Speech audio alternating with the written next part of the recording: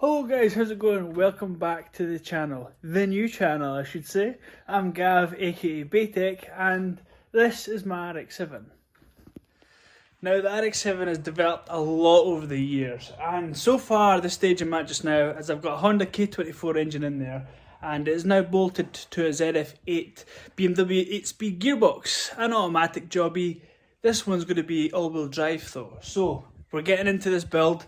We're at this stage now. I've actually started a new channel to kind of keep everything more together, and hopefully you guys find this out and you can see it yourselves and follow the progress of the build. I'm not a mechanic, I'm actually an electrician. I like to do all this stuff DIY and I'm just learning it all. I'm not very good with a lot of stuff, but you guys generally comment and help me out with bits and bobs. So the stage we are at, some of you keen eyes, the OGs will realise, I've now got a hub on here. So as you can see with the hub here, I've welded on the top piece of the RX7. Now the bottom piece here is a Mazda 6 hub, nice big beefy drive shaft here, and it's also 5x11 4.3, it's the same bolt pattern as the RX7, and I've made a little adapter down here so it's now dual pinch bolt. So the setup I've got here is the independent suspension, obviously. It is dual wishbone also, and as you can see here, we have travel. It's nice. I'm very, very happy with this. However, we have to make custom top arms. Now, I'm not sure if it's something to do with my measurements or if it is the standard RX7 thing, but to be honest with you, the curvature of the camber of this thing, once it gets to, this is about right height here, you can see the arms are pretty much parallel. This arm here is a good piece shorter. Right, well, when I raise this up further, the shorter part of the arm actually pulls in the top of the knuckle, which gives it serious camber.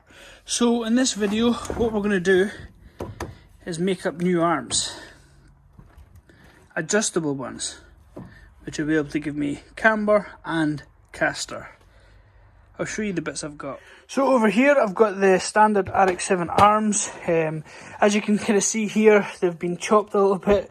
These are poly bushes, and what happens over time is the poly bushes swell and it really gets them sticky. But anyway, that's by the by. Yeah, this is the standard arm. Now the setup I've got there just now, where everything is lying, I need to extend this out around about an inch. So I've decided to try something I've never done before and make some tubular arms. So I've been to a local motorsport shop, McGill's Motorsport in Fife, and I've bought these bosses here, these lock nuts, these wee misalignment spacers they call them, for the centres here. You can see they're like this, and that takes it from an M14 down to an M12. The plan is basically to have these here, here, and the one here. Now these all being adjustable will help me graciously get the alignment. Yeah, I'm looking forward to trying this sort of stuff out. The tubing we've got here is the tubing designed for these bosses and stuff. At first, I wasn't really too impressed with the thickness. I think it's 1.5 mil. I think it's apparently chromoly or CDS or something like that. I was kind of thinking, it's not very strong, but in all honesty, the length that I'm needing, we're talking really short lengths, it's going to be strong enough. So, yes, definitely don't want to see this stuff breaking. I don't mind if it breaks on a launch, I just don't want it breaking, at high speed. One of the things that, people maybe ask me, do you really trust the welds on that? But the whole thing is held together by this M12 pinch bolt. So, that could easily snap. You know what I mean? This welds here are definitely a lot stronger than that single 1 point there, that single pin. So, yes, I am happy with that. And I do believe that, I don't want to jinx anything, but I do believe should be okay. Oh shit, I've just jinxed it. So first things first, like I say, I've never made these arms before. What I'm going to do is I'm actually going to take some measurements of the stock arms. The stock arms themselves is probably hard for you to see, but there is one side longer than the other. The idea of that is actually to gain caster, so the angle of the shock absorber is leaning backwards, and give stability at higher speed. So yeah, I'm going to take some measurements and we're going to start cutting some pipe. So it did have like a fancy angle finder, but this is sort of the older one I have. Goes, oh, there we go. So 90 degrees there, and you know it should be enough for me to see changes and stuff. So you can use your phone as well. Your phone's like super accurate too. Hopefully the camera can see this. You can see it, Dad. Yeah. Right, so okay, so we have 87.2 just now. It's cambered in already, so let's increase this. Right, we increase it, okay. So as I'm coming up, 86, you know, 85. It's about right height here. Here, Dad. 83.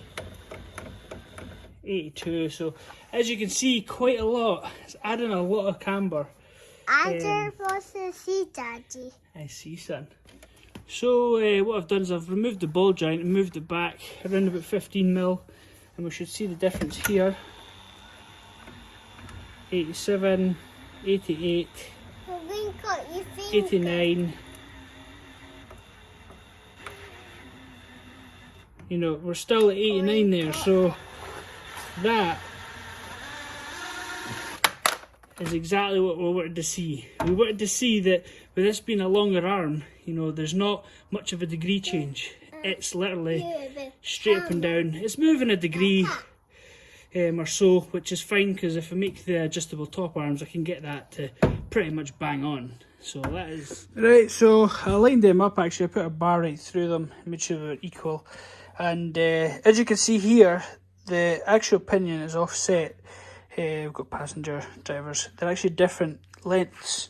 You know, if it was completely in the square, you know, the ball joint would be around about here instead, but it's actually off to the side. That's just to give us a bit of caster. Now with these being adjustable, you know, I can actually adjust the caster when these are all together, so that's fine. So I could just go in the middle, but I'll stay to the same sort of design as the stock RX7 one.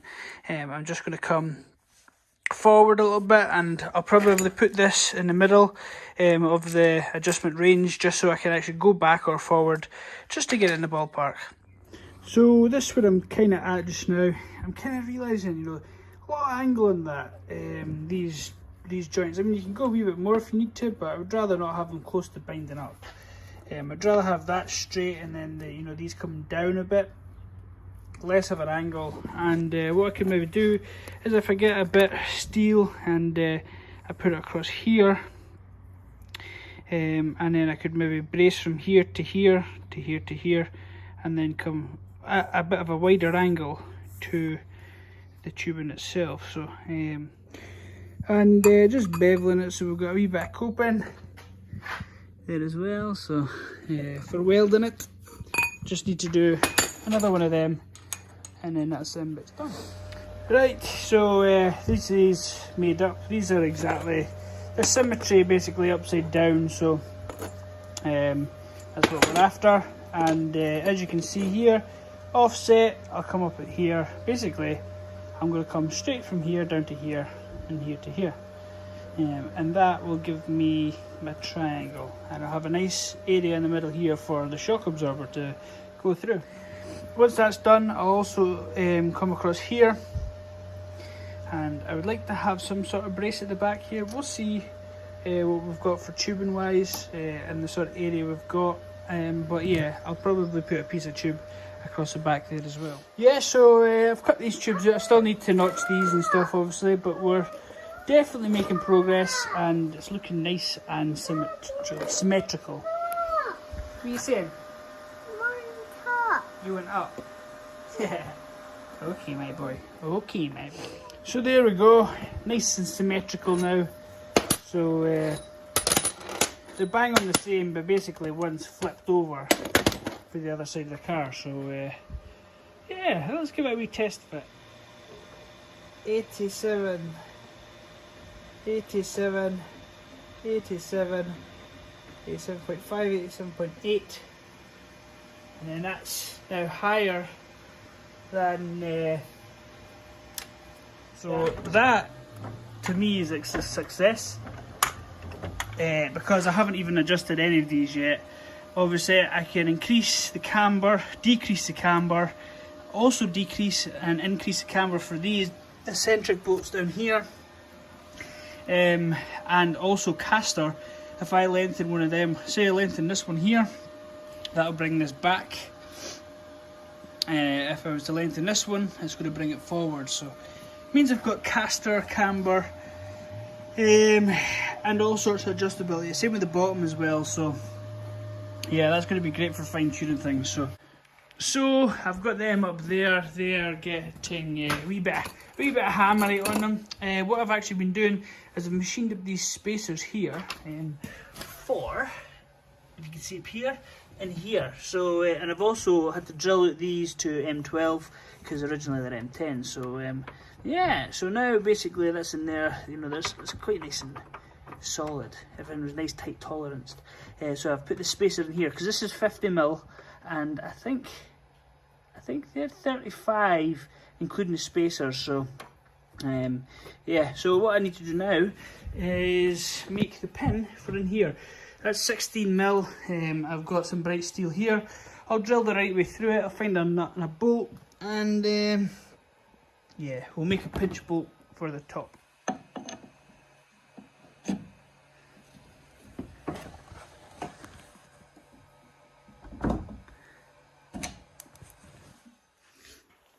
Right, I apologise for the flashing. It's not flashing to me, but obviously the camera picks it up. But anyway, what I've done now is basically this piece here, it was just this machined up piece, the wee boss, and I've just tapped it as well. So basically the plan is to tap it, tighten this as hard as I can up against this, and then I'll weld the bolt to this. So this will just basically become a pinch bolt as such, and then it just goes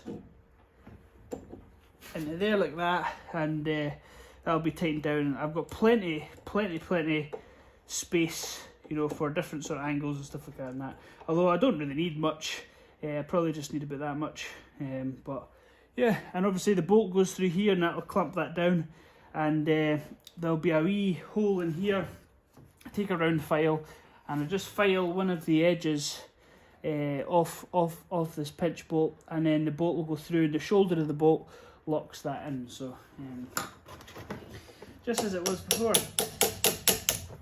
They don't need to be super tight, but I've just made it quite a nice tolerance fit. So when I do clamp this up, it's going to be nice and solid. Right, so there we have it. We have some progress. So yeah, I put a wee Instagram post up, and folk were asking me like, why did I MIG weld, you know, instead of TIG welding it. But to be honest with you, I just like, for safety, to have the meat of a MIG welder. Like, the TIG welders are nice and they're pretty and stuff like that, but you know, every single thing I see online was the TIG weld that's cracking. So yeah, I put nice beefy welds on. I've plated this up as well, with some like 4mm plate anyway, so be strong enough. As you can see, the wee spacers are in there, and everything just, it's absolutely I'm buzzing with it. Check that, look at it, I can go right up there, which obviously the wheel sits about here. So you know, I'm very impressed that I managed to do that, because you know, I'm just me. And it's got the right amount of caster. You know, I can change a caster as well, like bring it forward by, you know, adjusting this one out a bit, which will bring this forward, but also can do it as well on the original eccentric bolts at the bottom. Same with camber as well. For finding, you know, I'll predominantly adjust the camber from the bottoms.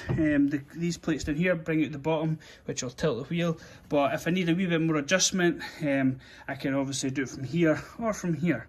So I've got lots of adjustment, and this thing here is solid, like, so it's literally not going to move anywhere. So obviously me tugging on it's not exactly a good representation of what's going to be going through, but the lock as well, you've got 360 degrees lock. So yeah, we've got quite a bit of progress, that's for sure.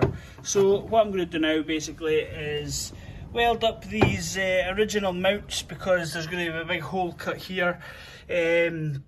and I need to make a subframe to hold that both sides. But as for the arms, you know, I'm proper happy.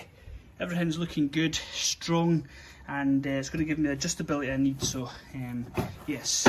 So yeah, that's going to do it for this video anyway. Nice to have a first video on the new channel, and hopefully you guys can you know, join in and comment below on your sort of thoughts of the setup so far and what I can do with future. If you can think ahead, like for diff placement and stuff, give us a wee shout. It's always good to speak to you in the comments and stuff like that. So, and as always guys, you guys stay safe, take care, and we'll catch you in the next vid. Cheers.